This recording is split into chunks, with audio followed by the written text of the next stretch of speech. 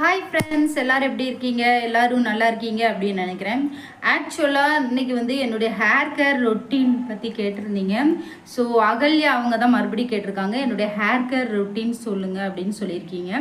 So என்னுடைய hair care routine என்ன அப்படிங்கிறத உங்கள் கூட ஷேர் பண்ண போகிறேன். வாங்க வீடியோக்குள்ளே போகலாம். ஆக்சுவலாக பார்த்தீங்களா, நான் வீட்டில் இருந்தே இந்த மாதிரி செக்கு எண்ணெய் எடுத்துகிட்டு வந்துடுவேன். செக்கு எண்ணெயோடைய அடையாளம் என்னென்னா, இதில் கீழே அந்த படிமங்கள் இருக்கும். ஒரு மாதிரி உங்களுக்கு தெரியுதா டிஃப்ரெண்ட்டு? ஒரு மாதிரி படிமங்கள்லாம் இருக்கும். இந்த தேங்காய் உடைய அந்த கீழ் பகுதி கருப்பாக இருக்கும்ல, தேங்காய் நம்ம கீறிட்டு கீழே பார்த்தோன்னா கீழே கருப்பாகவும் மேலே ஒயிட்டாகவும் இருக்குல்ல, அது படிமம் சேர்ந்துருக்கிறதா அந்த கலரில் இருக்கும். ஸோ இதை வச்சு நம்ம தேங்காய் எண்ணெய்னு கண்டுபிடிச்சிடலாம். ஸோ இந்த படிமங்கள் உள்ள அந்த ஃப்ரெஷ் கோகோனட் ஆயில், அதாவது நான் கல் செக்கு எண்ணெய் கிடையாது, மரச்செக்கு எண்ணெய் வாங்கியிருக்கேன். ஓகேங்களா? அதுதான் அந்த பாட்டிலில் எப்போவுமே நான் வாங்கிட்டு வந்துடுவேன். ஆக்சுவலாக இப்போ கோகோனட் ஆயிலுடைய ரேட்டு ரொம்ப கூட விலை. இது 1/4 லிட்டர் தலைக்கு தேய்க்கிறதுக்கு மட்டும் வாங்கிட்டு வந்திருக்கேன். ஸோ இதனால நான் இது வாங்கிட்டு வந்துடுறதுக்காக காரணம் என்னென்னா, நான் நிறைய எண்ணெய் தேய்ப்பேன் அப்படிங்கிறது தான் ஃபஸ்ட்டு ரீசன். ஓகேங்களா? இதுதான் அந்த எண்ணெய்.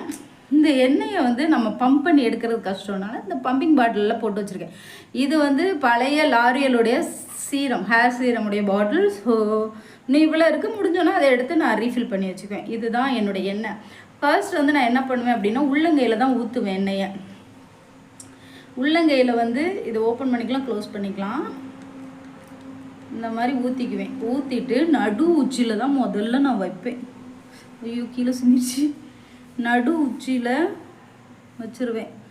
ஏன்னா அதுதான் எனக்கு ஹீட்டை குறைக்கிற மாதிரி ஒரு ஃபீலிங் இருக்கும். நம்ம எண்ணெய் எதுக்காக தேய்க்கிறோம்? ஹீட்டை குறைக்கிறதுக்கு மட்டும்தான் நீங்கள் எண்ணெய் தேய்க்கிறீங்க. வேறு எந்த யூஸும் அதில் கிடையாது. ஹீட்டை குறைக்கும், ஹேரை கொஞ்சம் மாய்ஸ்சரைசராக ஆக்கிக்கும், அவ்வளோதான்.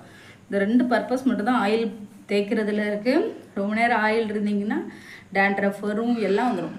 பேனெல்லாம் அது சாப்பிடும். ஸோ அதனால் ஆயில் வச்சுட்டு அடுத்த நாள் குளிச்சுருங்க, இல்லை ஈவினிங்கே குளிச்சுருங்க. அதே மாதிரி பார்த்திங்கன்னா முடியில் இந்த டிப் பகுதியிலையும் நல்லா எண்ணெய் வைக்கணும். அதுதான் ஸ்ப்ளிட் அண்ட் குறையும். ஏன்னா அந்த இடம் மாய்ஸ்சரே இல்லாமல் ட்ரையாக இருக்கும். அதனால் ஓகே ஃப்ரெண்ட்ஸ், இப்போ பார்த்தீங்கனாலே உங்களுக்கு தெரிஞ்சிருக்கும் எவ்வளோ எண்ணெய் தேய்ச்சிருக்கேன் அப்படின்ட்டு.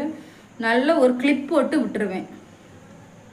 ஃபுல்லாக கொண்டே யூஸ் பண்ணி நல்ல ஒரு கிளிப் போட்டு விட்டுட்டோம் அப்படின்னா, நம்ம ஒரு 1/2 hour கழித்து ஒரு பெரிய கோம்பு எடுத்து நல்லா மசாஜ் பண்ணோம்னா நம்மளுக்கு நல்ல ஹேர் ஆயில் வச்ச ஃபீலிங் வந்துடும்.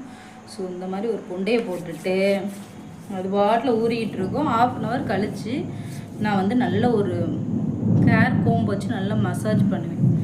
அவ்வளோதான் ஃப்ரெண்ட்ஸ், இதுதான் என்னுடைய ஹேர் கேர் ரொட்டீன். பாய்.